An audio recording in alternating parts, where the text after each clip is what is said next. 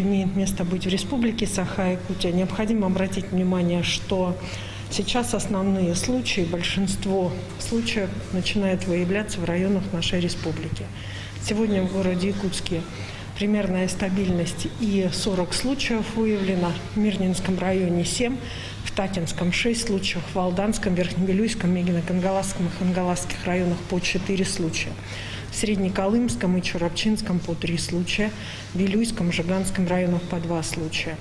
Наши медицинские организации вместе с управлением Роспотребнадзора по Республике Саха-Якутия работают по выявлению всех ближайших контактов и, соответственно, выдаче соответствующих предписаний для их изолирования.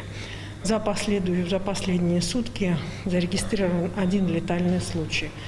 Необходимо обратить внимание, что большинство летальных случаев на территории республики связано прежде всего с теми больными, которые имеют осложненные хронические заболевания.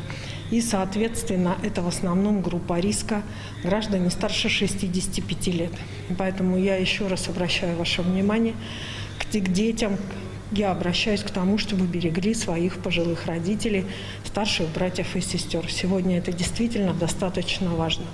Я хочу обратить внимание на такой момент, что лица пожилого возраста, как правило, хотя и являются стойким поколением, потомками которого мы являемся, но достаточно долго происходит сам по себе последующий процесс лечения, в связи с чем на медицинские организации ложится большая нагрузка.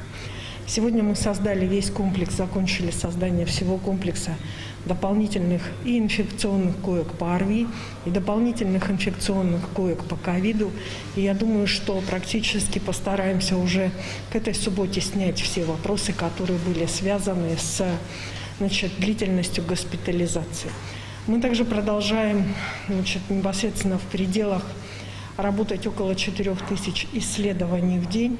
Лаборатории работают многие у нас, в том числе и в круглосуточном режиме. И вообще в целом за весь период зарегистрировано, обработано 463 теста на всей территории республики. Я хочу обратить внимание, что исходя из сложившейся ситуации, которая связана и с пожарной ситуацией, которая существует на территории республики, нами сегодня принято решение для больных, которые связаны прежде всего астматиков наших, открыть отдельную горячую линию в Министерстве здравоохранения. Номер этой горячей линии 701-203, 8-914-2-701-203.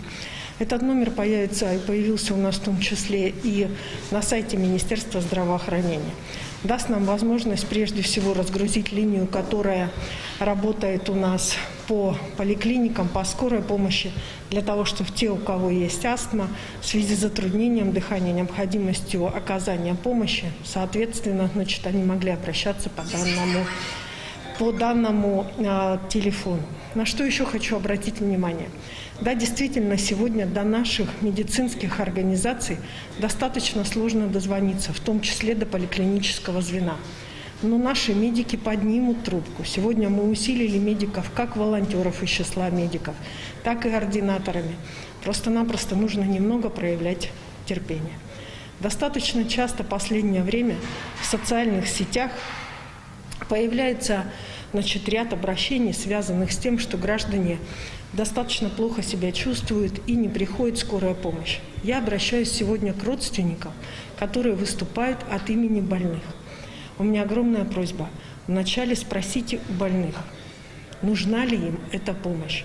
Мы вчера потратили, наши медицинские организации были отвлечены на выявление больного в течение дня, целая бригада на целых 2 часа для того, чтобы мы приехали, нашли больного. И оказалось, что от госпитализации больной отказывается.